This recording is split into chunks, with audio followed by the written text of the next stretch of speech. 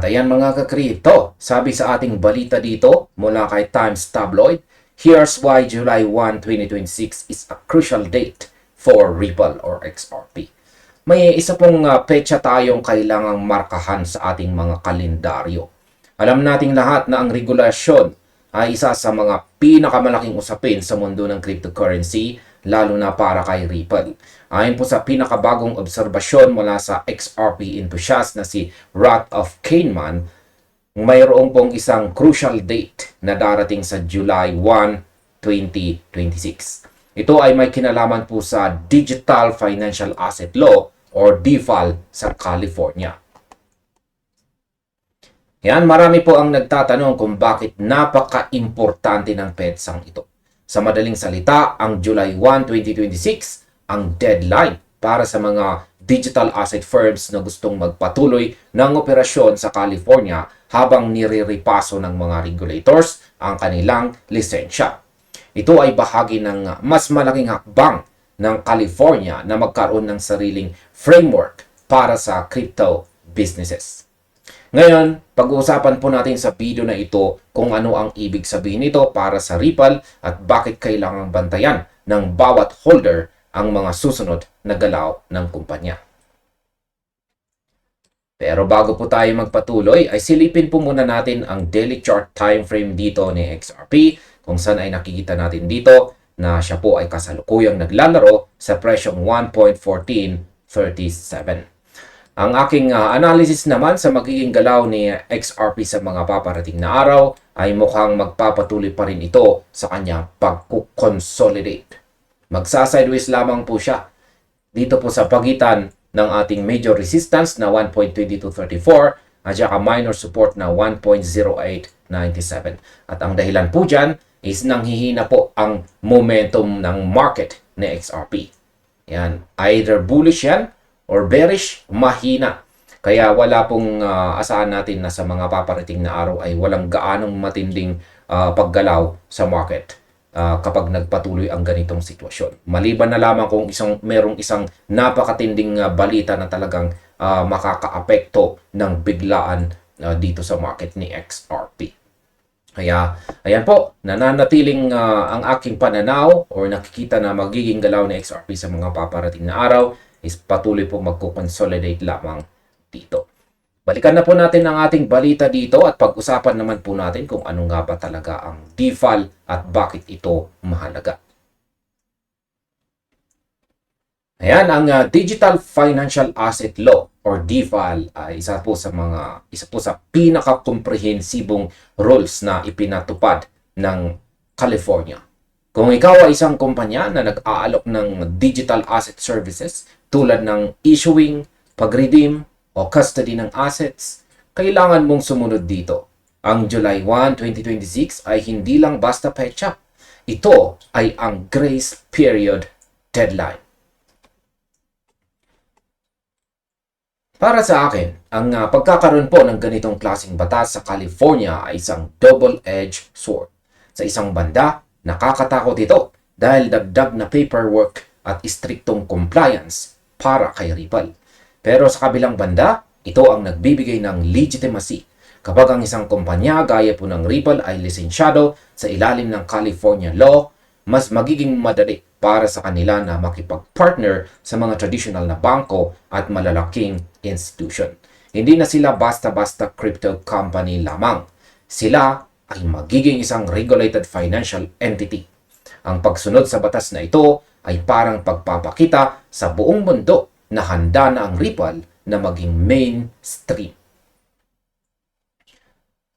Ngayon ay pag-usapan naman po natin ang nakaraang ugnayan ng Ripple sa regulators. Hindi na bago sa Ripple ang makipag-usap sa mga regulators. Balikan po pala natin ito. Ayon po sa mga dokumentong inilabas ni Wrath of Kahneman dito, matagal na silang nakikipag-ugnayan sa California Department of Financial Protection and Innovation or DFPI. May mga liham na ipinadala ang Ripple sa DFPI na nagpapakita po ng kanilang suporta sa pagkakaroon ng malinaw na rules. At yan po yung nakikita natin dito sa screen ngayon. Ito naman ang aking opinion dyan. Gusto ko lang bigyang diin dito na ang Ripple ay hindi na baguhan sa ganitong usapan. Sa dami ng pinagdaanan po nila sa korte, naging eksperto na po sila sa pakikipagnegosasyon. Ang kanilang proactive na pagbibigay po ng feedback sa DFPI ay nagpapakita na hindi sila natatakot sa regulasyon. Sa halip na magtago, pinili po nilang humarap at sabihin ang kanilang opinyon kung paano dapat gawin ang batas. Para sa akin, ito po ay isang power move.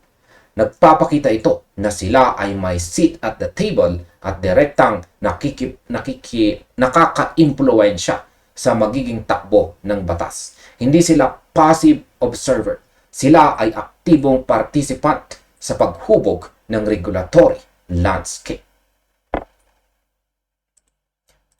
Dito naman po tayo sa meron po tayong isang katanungan dito. Naipasa na ba ang application? Dito po nagkakaroon ng kaunting confusion sa community. Sa mga records na nakita ni Wrath of Kahneman hanggang March 2026, walang nakalista ang Ripple entity sa mga default applicants. Pero gaya ng sinabi ng analyst, hindi ito nangangahulugan na walang ginagawa ang kumpanya. Sa aking opinion, napaka-posibleng na isubmit na nila ang kinakailangang papeles. Alam nyo naman, sa mundo ng corporate law, madalas ay confidential ang proseso habang nasa review stage pa. Ang pagkawala ng pangalan nila sa listahan ay maaring dahil sa simpleng delay sa pag-update ng public records o baka naman under different legal entity ang filing. Huwag tayong agad mag-panic dahil lang hindi natin nakikita ang pangalan nila sa isang listahan. Ang mahalaga ay alam nating aware ang Ripple sa deadline na ito. Kung ako po ang tatanungin, kampante po ako na ang Ripple ay hindi basta-basta magpapabaya sa isang legal na deadline na katulad nito.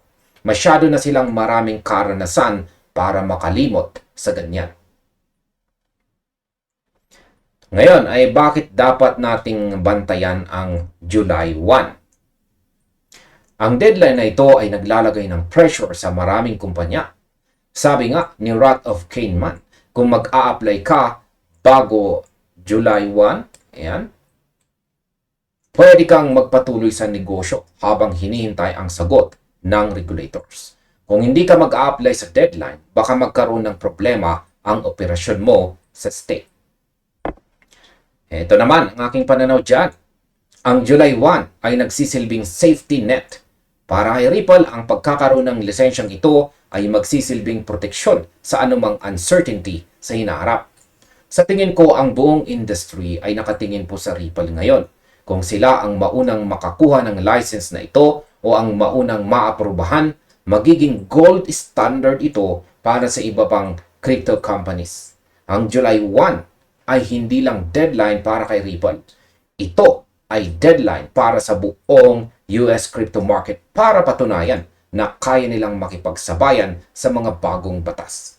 Ang stability na dulot ng lisensyang ito ang kailangan ng market para lumago ng tuloy-tuloy.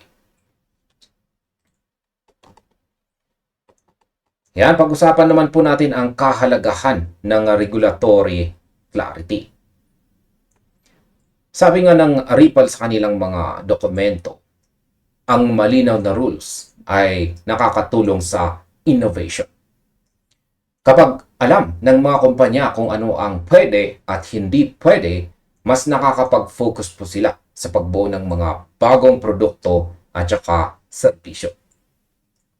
Kaya ito ang punto na madalas kalimutan ng mga tao. Ang regulasyon ay hindi laging anti-crypto. Minsan, ang regulasyon ay ang kailangan natin para mawala ang takot ng mga malalaking investors. Isipin po ninyo ito mga ka-crypto. Kung kayo ay isang institution na may bilyong dolyar, maglalagak ba kayo ng pera sa isang lugar na walang malinaw na batas? Siyempre, hindi. Kaya para sa akin, ang DeFi ay isang malaking hakbang. para sa institutional adoption. Ang Ripple ay inihahanda ang sarili para maging compliant sa California at ito ang magiging pundasyon ng kanilang expansion sa buong United States. Ang July 1, 2026 ay isang stepping stone para sa mas malawak na adoption. At ayan, sa kabuuan, ang July 1, 2026 ay isa po sa mga milestone na dapat nating bantayan ngayong taon. Ang pagsunod sa Digital Financial Asset Law ng California ay bahagi ng mas malaking misyon ng Ripple na maging isang global financial infrastructure. Kahit na hindi pa natin nakikita ang kanilang pangalan sa public records sa ngayon, ang kanilang track record ng pakikipag-ugnayan sa DFPI ay isang magandang sinyales.